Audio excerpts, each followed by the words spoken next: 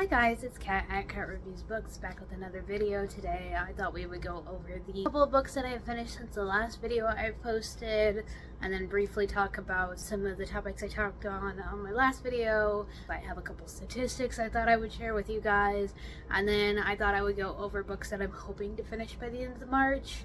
I don't usually set a TBR for month to month. I'm very much a mood reader, but I do have some books that I'm hoping to finish.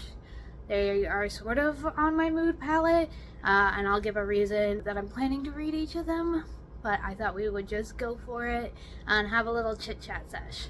Before we talk about the books that I've managed to finish, I thought we would talk about the books that I had decided to DNF for multiple reasons. It was only two of them, the first being The Body. So I ended up DNFing this about 27% into it, maybe, give or take. I don't really remember, to be completely frank with you. The first chapter opens with a car crash, and then there's a scene where it gets kind of gross, and then the main character just keeps repeating the same phrase about having talons in her brain, talons latching onto her brain, etc. And I found her to be so freaking annoying. I could not care less about this book or this character, so I ended up DNFing it. It was an arc that we got into work that nobody really seemed to have a major interest in, and I'm trying to branch back out into my mystery thriller category that I haven't really touched in a while. This was not the way to do it, unfortunately. The second book that I ended up DNFing, I no longer have the physical copy of, and that is the Southern Book Club's Guide to Slaying Vampires from Grady Hendrix. I think I DNF'd this about 13% into it.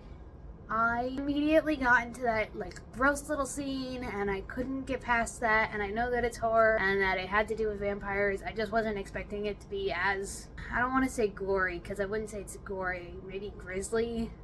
It's just a very gross bit that had me actually gagging, and I'm not really that sensitive when it comes to watching horror movies or things like that. I mean, that's something I grew up doing, so the fact that this book was making me actually feel sick, it was enough for me to say, alright, I don't think this book's for me, especially if it gets worse from here. Now to talk about the books I finished since my last video got filmed. Last video, I believe I was in the middle of reading Book of Doors from Gareth Brown. I did end up giving that 5 stars, and it was my favorite book of the year. One of the other books that I have finished since then has become my favorite book of the year. So if you want a fantasy with mystery elements, it's got like a secret society, and it's all centered around these special books, I would recommend Book of Doors very highly. I will definitely be reading anything the author puts out in the future, and if I have my way about it, if there are any special editions of Book of Doors, I will get my hands on them, okay? At least one. At least give me one. I will be happy. I loved the main characters. I loved the interaction of the cast. I loved everything. I will say there was a bit that made me very sad. It was very emotional. And then there was a bit that had me screaming because how dare you, author, but then it got resolved. It was very heavy hitting for me, I will say. I did also finish The Egg from Andy Weir. This is a 7-page short story. I don't even know if you technically want to count this to my reading. I'm going to because I read it. I feel like it should count. I feel like that's saying audiobooks or manga doesn't count if you read a short story. Won't say it's a whole book though. For me, I'll say it's like a half book. So that way if I read any other free short stories online, I can be like, alright, adds up to 1. Anyways, The Egg from Andy Weir is weird, but not an unheard of concept. I will say I thought it was pretty good. I did give it 5 stars. It's only 7 pages. It's really not going to take you long to read it at all. I think you should give it a shot. It's free online. You could go to his website. I read that in preparation to sort of get a taste of what his writing style is like, because I'm hoping to read another one of his books soon, which I will talk about later in this video, but I just wanted to give it a shot. I liked it. I didn't have any complaints. I think it could have been better if it had been longer, but I understand that's not how short stories work. Okay, after that I finished The Library of Lost Girls from Christian Pips. This was different from what I was expecting. It's very much a gothic mystery with fantasy elements. It also does have a minor sapphic romance subplot, which I was not 100% prepared for, but I honestly loved it. I think I gave this book 5 stars. I don't really have a lot of complaints. I was drawn in, it kept me interested, it kept me on the line. This one didn't take me nearly as long to read as some of the other books this year have, including the one I'm reading right now. But, you know, it is YA to be fair, so I guess it might have been a little less chaotic for me to get into. If you want a gothic mystery that's taking place on this island, has to do with like an entire group of girls on this island, it's an all-girls school. It's got some very interesting concepts in here. I liked it a lot. I would say give this one a try. Before I talk about my next book, I do want to mention that these reviews are sort of going to be very short and clipped. I have been going through books like no other since I don't currently have internet in my new place, and this is sort of my only form of entertainment. So I have been like non-stop beating through these. So if I sound very clipped, it's because my brain is so focused on the next book that I'm going to read, or the book that I'm currently reading, that the books that I've already finished for the year are taking a very much backseat when it comes to the plot and stuff. So moving on to the next book, I did finish the Vanishing Cherry Blossom Bookshop. This one is very much for fans of Before the Coffee Gets Cold or Lost Souls Meet Under a Full Moon. This one I would say is definitely more fiction-y with minor fantasy elements, but the fantasy elements are literally just the fact that this coffee shop only appears in certain settings, certain requirements are having to be met before this coffee shop will appear, or bookshop, or whatever you want to call it. Very much throughout the book they kind of interchange that title, whether it's a bookshop or a coffee shop or whatever the case may be.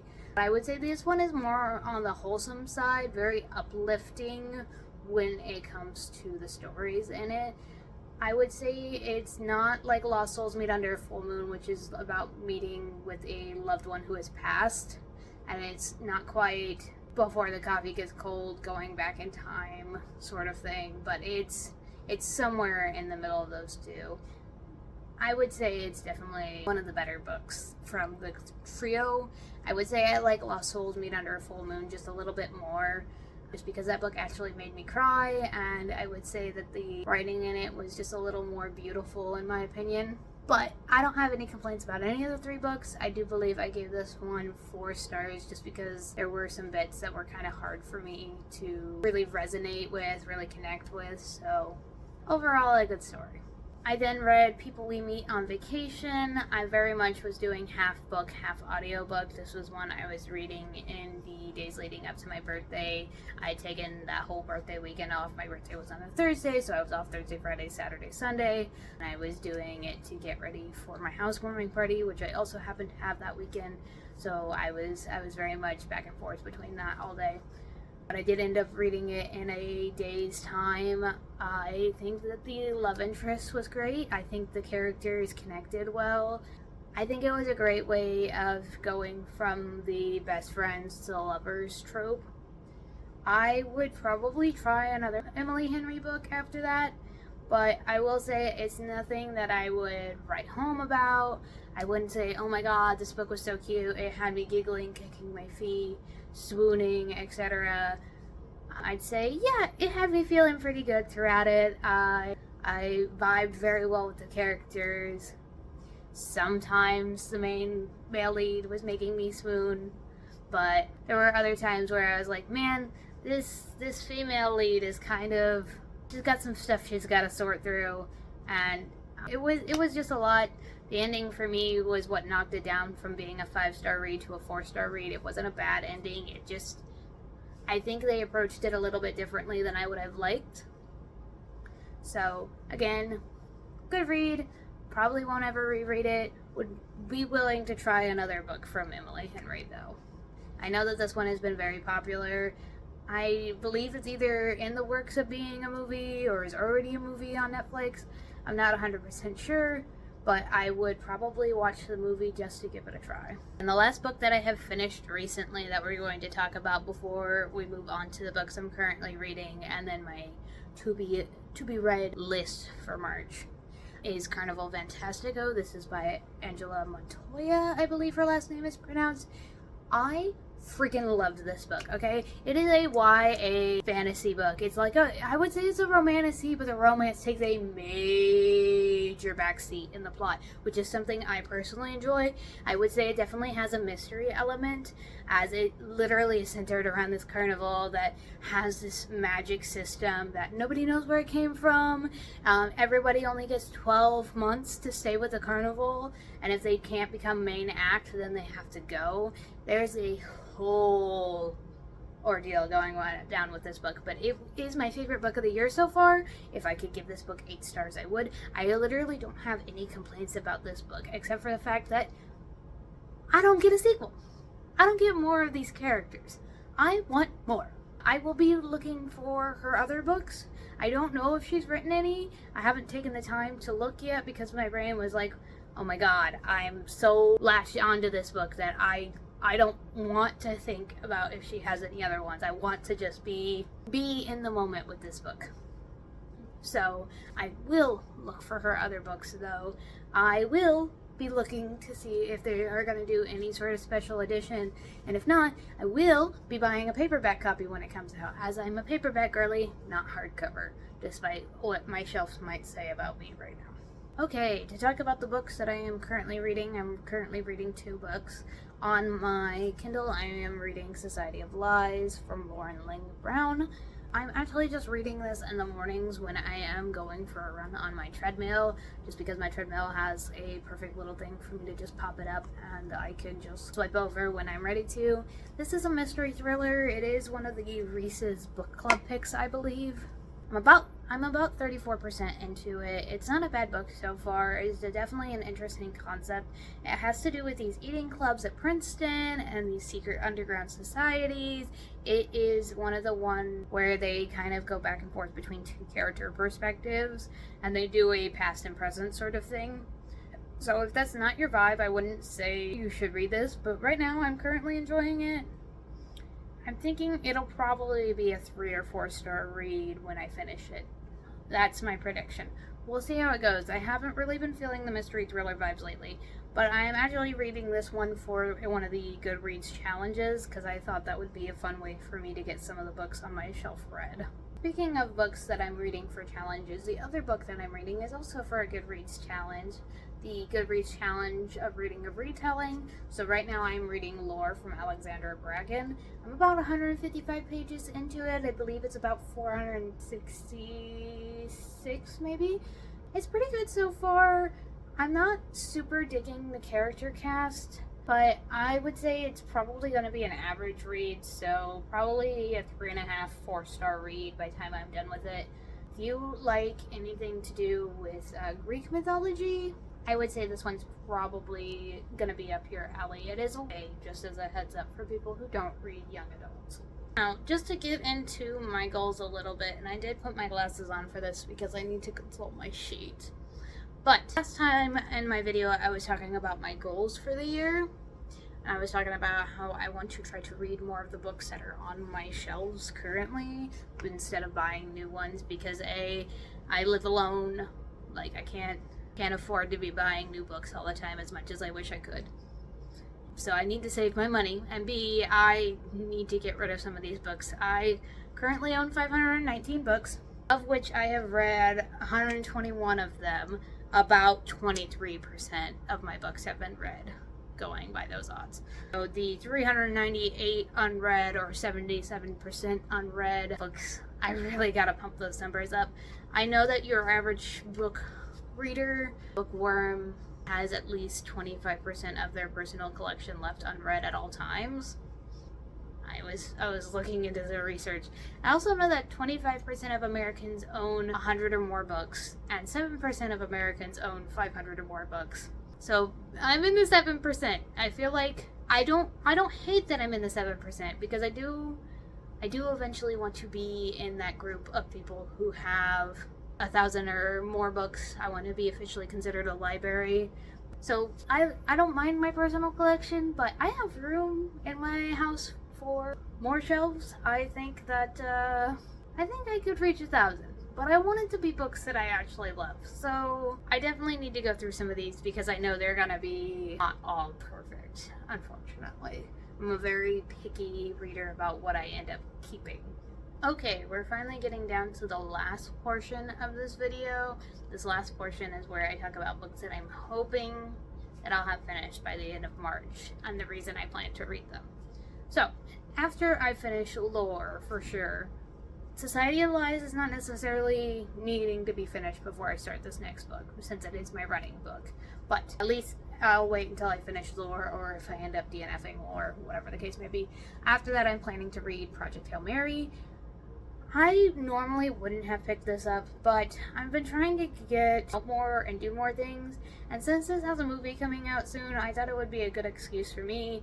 I am a sci-fi girly, I love sci-fi. I'm hoping to read this before the movie comes out. I believe it's March 20th. So, we will see. It's only 450 pages, so this is, my average read, so hopefully I'll like it. My best friend has read The Martian from Andy Weir, and a lot of my coworkers have read this and enjoyed it a lot. So I haven't heard any complaints about him as a writer as of this moment in time. But we will see if I end up liking this or not. Hopefully it'll be a 5-star read and the movie will do it justice. So after that, I am planning to read Apparently Sir Cameron Needs to Die from Greer Stothers. I'm not 100% sure on the pronunciation of the last name. I apologize. This actually was a housewarming / birthday gift from one of my coworkers. It was their favorite book last year. They had read it as a NetGalley arc, and they ended up loving it a lot. And while I was at work one day, we walked past it, and I was like, wow, that's catching my attention. I have to stop and take a picture. And then they were just talking about how it was their favorite book, and then they surprised me with it. And as a bonus, sprayed edges. It's not all the way around, but I don't need it to be all the way around. So this is supposed to be a queer fantasy read, and it sounds like it's gonna be a comedy. So a comedy queer fantasy. So if that's your thing, maybe consider picking up a copy of this. I would love to get more people to read it to make my coworker happy. So after I finish that one, the hope and goal is to start reading Dungeon Crawler Carl from Matt Dinneman finally. I'm very excited for this. This is actually my book club pick for the month, so we have until the end of March to read it. I know that it is a pretty chunky boy, and of course this one is my signed edition that I got on Black Friday. But I have been wanting to get back into sci-fi more. I have been spending a lot of time recently in the YA genre of books, and I'm really hoping to get back to my comfort. Not that YA isn't comfortable, but sci-fi has always been my baby. And of course this book, as everyone should know, has been trending lately. I'm very excited to start it. I'm hoping that I end up loving this first one. I hear it is hilarious as hell. Now of course, after I finish that one, I am hoping to read The Merchant of Death. This is the first in the Pendragon series, or some people say it's pronounced Pendragon. This is one of my best friend's favorite series, and I told him that I would give it a shot. So I'm going to pronounce it the way he pronounces it, and also because I think Pendragon sounds a little stupid. Sorry. Hopefully that's not how the author wants it to be said, because Pendragon sounds better. Okay? Anyway, this is like a middle grade fantasy book.